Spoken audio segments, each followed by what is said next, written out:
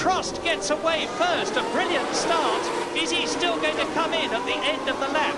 Because Prost leads away, Senna touches wheels almost, gets through the chicane because of the inside line. It's Senna leading, Prost second, Martini losing it, fishtailing, but just managing to keep control as Alessandro Nannini comes up alongside him and takes third position. Prost is true to his word. The world champion is giving up at the end of the first lap, and the black flags are out. And the red flag, the Australian Grand Prix, is being stopped on the second lap.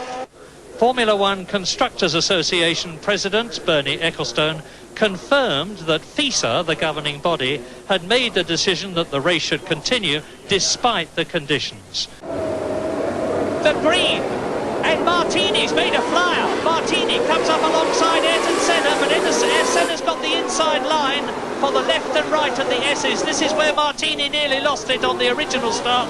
At the end of the first lap, Ayrton Senna was nearly 9 seconds ahead of everybody else. He is going to cakewalk this race if he just keeps going. And knowing Senna in this weather, he's a master in the wet, he will keep going. Yes, well, this, of course, is now a very comfortable situation for Senna.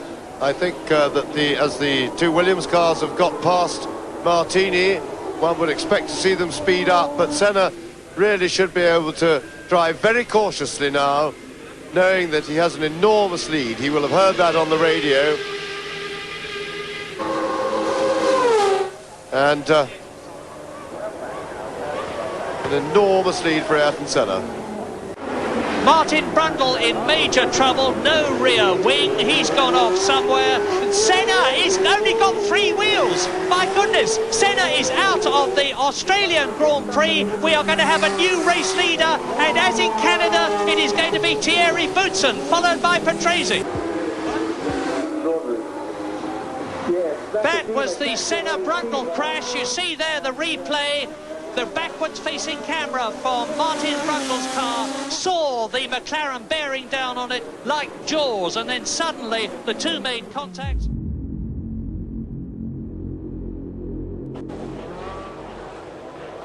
Watch for the lights. So, any second now, the Canadian, and Berger creeps ahead. Berger almost jumped the start there, and he's up into the corner first. No, Senna gets through. Senna leading. Berger is in second place. Nannini is in third place ahead of Prost. And Alesi is challenging the Ferrari. And he can pace himself, and you can see, as James has said, how there is a significantly dry line developing now. The tyres may soon be overheating, in which case it'll be changed to slicks. No, definitely a chance for to get into the pits right now. And Senna's into the pits. Well, he may well get away with this because he'll outdrive the others, as we know, and of course the others haven't had the brains to come in, so I level criticism at Senna, but the only thing in his defence is he may have said, well, if the others aren't coming in, I might as well stay out. So good, tremendous stop too by the McLaren team. Meantime, here is Alesi, who has, and into the pits he comes, and Boutsen. In fact, they're all coming in, and Boutsen and Prost. So there's the Tyrrell, there's the Williams, there's the Ferrari. As up to his teammate Gerhard Berger, who I remind you has got a 60-second penalty, but who has been in for tyres, comes Ayrton Senna. Now, is Berger going to move over and let Senna through? Is he? He is most certainly not. The gap between Senna and Prost is up to 27 seconds now, so the Brazilian is using all his considerable racecraft and his new tyres. With Alain Prost in the semi-automatic gearbox Ferrari, is he going to last the race? In second position, ahead of Thierry Boutsen. In fourth position, it is Nelson Piquet. In fifth position, it is Nigel Mansell. Both the Ferraris in the top 5. But the good news is that the track is getting drier and drier all the time. Lap record, Ayrton Senna, 1 minute 23.56, which is 1.5 seconds faster than his own previous lap record in the McLaren. And Gerhard Berger, having committed a cardinal error at the start, is doing his very best to make up for it now. Berger put himself out of the action by jumping the start. Berger, of course, remember, still leads Senna on the road, but of course Senna has had no reason to chase him. And I thought Senna certainly, let's say he changed his tyres conservatively in letting the road dry a bit more than necessary, and probably not the quickest way, but nobody else, apart from Berger, who that got in the lead and got him away from Senna, he changed. Even him a little bit late, but earlier than Senna, and that gave him the advantage. And then it was all plain sailing for Senna. Ayrton Senna goes over the line to win his 23rd Grand Prix in the McLaren Honda here at Canada.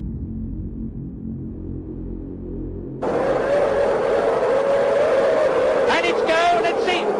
Nigel Mansell comes out and slots in front of Gerhard Berger, who is passed by Modena. Very bad start by Gerhard Berger, and into the lead goes Riccardo Patrese. And so now it's Ayrton Senna who is going to have to take a faceful of water. So, Patrese, and now Patrese really driving fabulously. We have some shots of him really confidently throwing the car around, and he's pulled away a couple of seconds on Senna, a bit more than 3 seconds clear of him now. And up at the front, Senna is showing the maturity that his rivals must fear, because that's been the one remaining weakness to his driving, because he's now speeded up. He wisely let Patrese go, didn't want to drive blind, didn't want to sit in a huge plume of spray, but as the track's starting to dry out, look at him, he's coming right back, and he's going quicker and quicker now that there isn't so much spray coming from the Williams. I don't think he'll challenge, but he'll want to be close.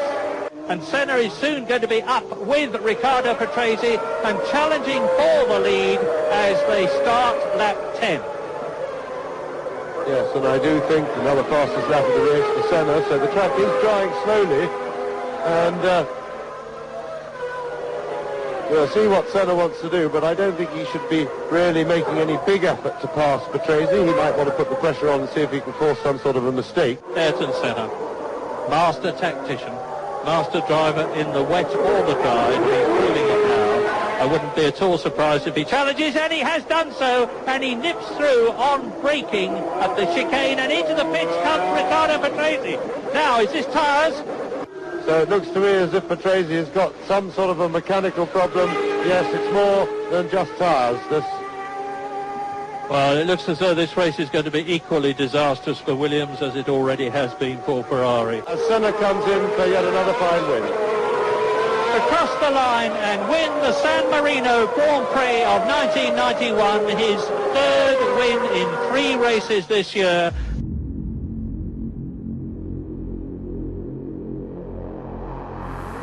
At the start, the rain had stopped, but it was still wet, and the two McLarens moved smoothly ahead at the green light, with Mansell and Schumacher next. Into the first corner, Senna tried to pass his teammate, and then thought better of it. Mansell, meanwhile, was all over Senna. Mansell wound in Senna, and got alongside for second place. Two determined men with the championship uppermost in their minds. Watch how close they get. A real battle of nerves. Mansell has won the corner. And then Mansell and Senna, first and second, came in on the same lap. The Williams team, with the memory of Portugal uppermost in their minds, were slower than the McLaren boys.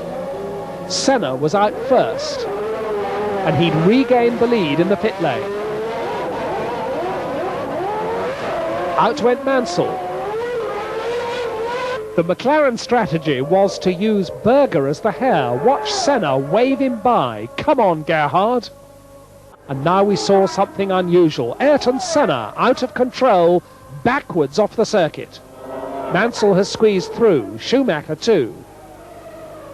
Senna rejoins in 7th place. And then Berger was in to post his 7th retirement of the season with engine trouble.